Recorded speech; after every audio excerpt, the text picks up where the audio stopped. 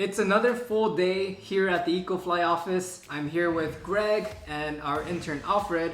And one of the coolest things that we do here is obviously working with drones. But what makes things interesting and add a lot of variety to our operation are the different types of sensors that we get to use. And today we are going to be doing a LiDAR scan of a large 200-acre solar development down south.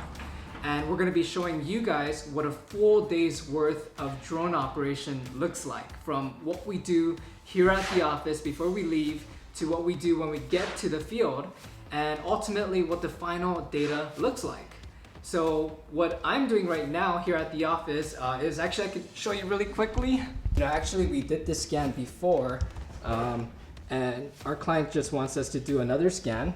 So what I'm doing right now is downloading the digital elevation model of the site, and I'm uploading it to our flight planner, UGCS. And the reason why I'm doing this is so that we can have accurate terrain following, so that when a terrain changes, the drone follows that terrain so that we have constant elevation. But, and after that, I'll be creating the flight path, the parameters, as you can see right here. But while I'm downloading this, let's go ahead and see what Greg and our intern Josh is doing. So this is Guam's airspace, by the way. Yeah, that's the airspace. Hey Greg, hey Josh. Sorry, guys. Josh is our other intern. This is Alfred, my bad. That's Alfred, so yeah. Get his name right next time. So this is our Rock Robotics R2A LiDAR system.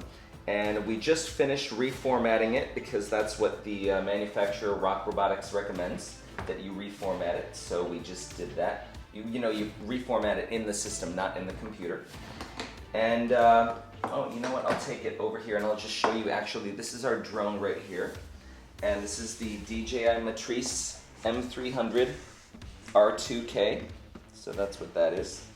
And this is our LiDAR sensor, and what it will do is it will actually, this part right here will go into the skyport here. So we'll just twist it in later, and that's how it will plug in, and then and then we'll fly and do our mission with this. So what else do we do before we leave to the field? Are you following anything? I mean, we do all kinds of things. We check the airspace, as you said. We're gonna check the weather. We have also, he has the checklists. We have a whole operational checklist and equipment checklist to make sure that we don't forget anything.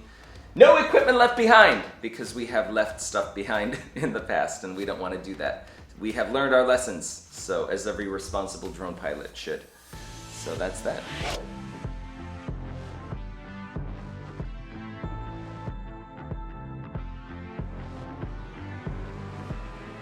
Yeah, we're on our way down. It's a 40-minute or so drive down there, and which means that not only do we check our weather before we leave the office, but we check our weather even on the way to the scan. But we've been down there so many times. We've done this area so many times with aeromagnetic surveying. So many different projects. LiDAR a number of times, and photogrammetry a number of times. Different drones, different projects, because this is a big ongoing project. Now, one thing that I really love is with doing LiDAR, the Rock Robotics sensor that we have, the R2A system, is so easy to use. It really is easy to use. Everything is all integrated together. Everything is just, it's pretty intuitive. Once you learn the basics, yeah, it's really not that hard. Turn on, start recording, turn off, reformat before your next flight, and then the post. And then the cloud is just incredible, how you can just share it with anybody who wants to see it. Anyone you share it with, they can download those deliverables. They can just see it on their computer. You can share it with the people who need it, but then you can also share it with people who are just curious about, what is this LiDAR stuff that you're talking about? Oh, let me share you the link. And then it's so easy.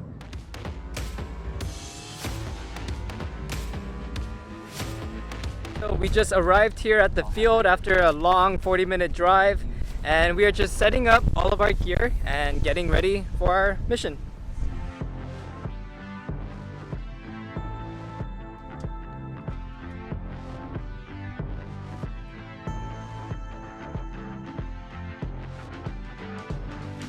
everything is good. We're about to go through the checklist just one last time to make sure that everything is good. The Leica system is set up. The GS16 is recording the raw GPS data right now, and Dong is at the computer doing some final things in UGCS and all that fun stuff. So yeah, in a minute we'll be turning on the drone and just getting the LiDAR system set up, turned on, and then once that's done, we'll be launching. Okay guys, we just took off. It's a pretty windy day, but nothing that the M300 can't handle. So we're a go.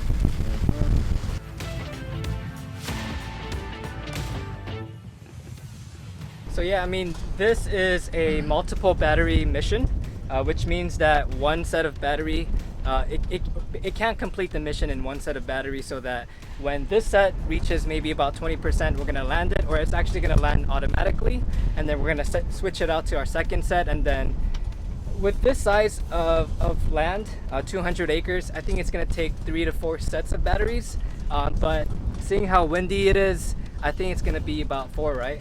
So something like that, high 3 or low 4.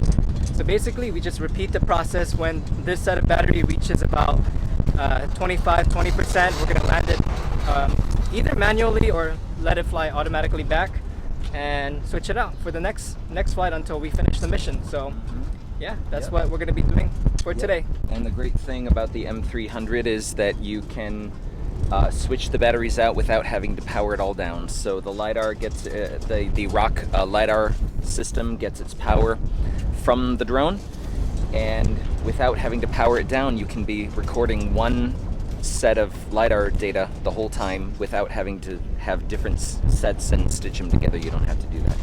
So it's very nice how our system is. We like it. So it's pretty cool. So if you're wondering what we do in between these battery swaps, it's, you know, really just waiting. But while we wait, of course, we are actively monitoring the software. We're actively monitoring the drone, as Greg is doing right now, making sure that it's not going to run into any obstacles. Obviously, this isn't a wide open field, but you never know with other manned aircraft, for whatever reason, is flying super low. You know, we just have to keep an eye out, just constant monitoring. Sometimes, you know, as Greg says, it gets boring. A lot of waiting, but that's just pretty much what we do, you know? Yeah. I mean, I could be playing Clash Royale right now.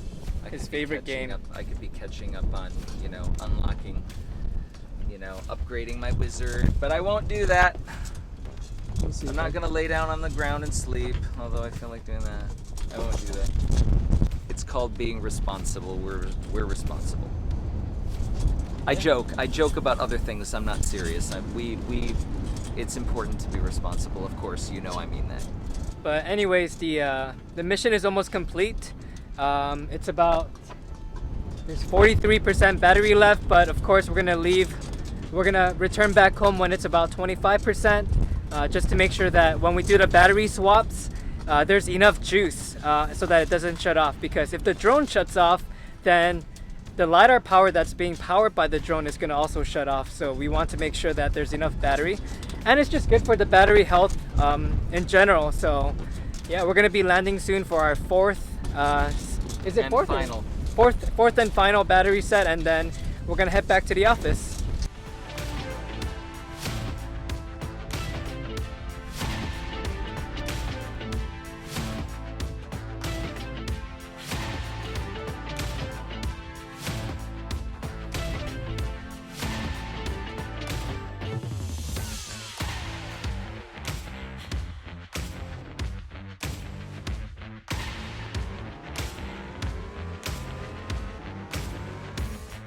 Okay, so we're back here at the office doing the final step of this mission, which is the post-processing of all that rich data that we collected out in the field.